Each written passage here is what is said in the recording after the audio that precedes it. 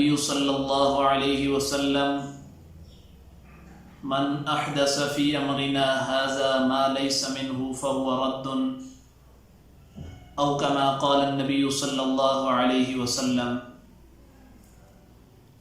انتہائی قابل قدر سامعین کرام، گزشتہ درس میں آپ کے سامنے اعمال کی قبولیت کی پہلی شرط بیان کی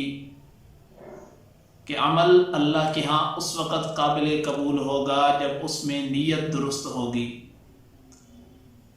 آج کے درس میں آپ کے سامنے اعمال کی قبولیت کی دوسری شرط بیان کرنی ہے، اور اعمال کے قبولیت کی دوسری شرط یہ ہے کہ وہ عمل شریعت کے مطابق ہونا چاہیے۔ جو حدیث مبارکہ آپ کے سامنے تلاوت کی، اس کو روایت کرنے والی ام عائشہ صدیقہ رضی اللہ تعالی عنہا ہیں۔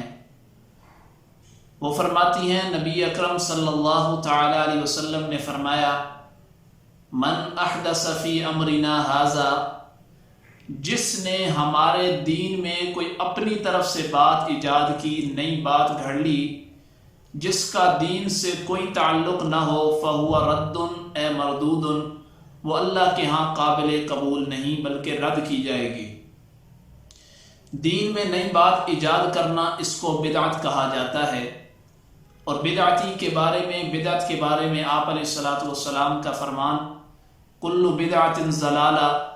وفی روایت وکل ضلالۃ فی النار، ہر بدعت گمراہی ہے اور ہر گمراہی آگ کی طرف لے جانے والی ہے۔ بدعت دین میں گھڑنا در حقیقت آپ علیہ الصلوۃ والسلام کی گستاخی کرنا ہے، اور قرآن مجید میں اللہ رب العزت نے فرمایا، یا ایھا الذین آمنوا لا ترفعوا اصواتکم فوق صوت النبی ولا تجہروا له بالقول کجہر بعضکم لبعض ان تحبط اعمالکم۔ اے ایمان والو، اگر تم نے پیارے پیغمبر صلی اللہ علیہ وسلم کی گستاخی کی تو تمہارے اعمال ضائع ہونے کا خطرہ ہے۔ اور ادھر شرک کے متعلق بھی اللہ نے فرمایا، اولئک الذین حبطت اعمالہم، جن لوگوں نے شرک کیا یہ وہ لوگ ہیں جن کے اعمال ضائع ہو جاتے ہیں۔ تو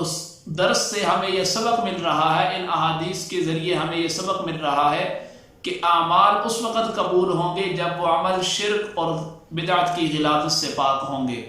اور بدعتی کے متعلق آپ علیہ الصلوۃ والسلام کی ایک لمبی حدیث مبارکہ ہے جس میں آپ علیہ الصلوۃ والسلام نے حوض کوثر کا واقعہ بیان فرمایا۔ روایت میں آتا ہے آپ علیہ الصلوۃ والسلام نے فرمایا کہ میں حوض کوثر میں اپنے امتیوں کو جام پلا رہا ہوں گا، ایک وقت آئے گا کہ بڑے خوبصورت چہرے والے، چہرے پر انہوں نے داڑھی سجائی ہوگی، لباس بڑا خوبصورت انہوں نے مزین کیا ہوگا، لیکن اچانک ان کے اور میرے درمیان ایک پردہ حائل ہو جائے گا۔ اب میرے دل میں یہ خواہش پیدا ہو چکی تھی اس وقت کہ یہ جلدی میرے پاس آئیں اور میں ان کو اپنے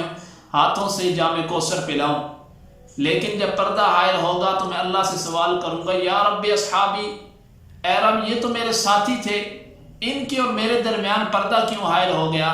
تو اللہ کی طرف سے جبرائیل امین پیغام لے کر آئیں گے، یا محمد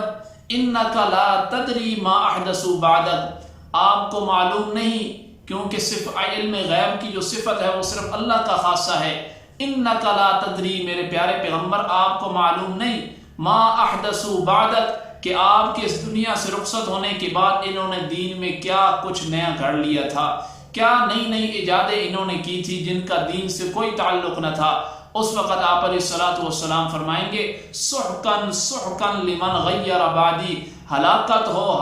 ہو، دوری ہو اس شخص کے لیے جس نے میرے بعد میرے دین میں اپنی طرف سے ایجادیں کی اور نئی نئی باتیں گھڑ لی۔ تو اس درس سے ہمیں یہ سبق ملتا ہے کہ اعمال اس وقت اللہ کے ہاں قابل قبول ہوں گے جب اس عمل میں شرک کی غلاظت نہ ہوگی۔ شرک چاہے اصغر ہو ریاکاری کی صورت میں، ریاکاری یہ شرک اصغر ہے، اور چاہے شرک اکبر کے اللہ کے ساتھ کسی غیر کو شریک ٹھہرانا، جو اللہ کی صفات ہیں وہ غیر میں ماننا، یہ دو شرک اگر آ گئے تو اللہ کے ہاں وہ عمل قابل قبول نہیں۔ اسی طرح دوسری غلاظت اگر بدعت والی انسان کے اندر آ گئی کہ کوئی ایسا کام کرتا ہو جس کا دین سے کوئی تعلق نہ ہو، چاہے وہ کام کتنا ہی خوبصورت کیوں نہ ہو، اگر وہ شریعت کے مطابق نہیں تو وہ عمل اللہ کے ہاں قابل قبول نہیں۔ تو اللہ رب العزت سے دعا ہے اللہ رب العزت ہمیں خالص اپنی رضا کے ساتھ عمل کرنے کی توفیق عطا فرمائے اور شریعت کے مطابق عمل کرنے کی توفیق عطا فرمائے۔ وآخر دعوانا ان الحمد للہ رب العالمین۔ السلام علیکم ورحمۃ اللہ وبرکاتہ۔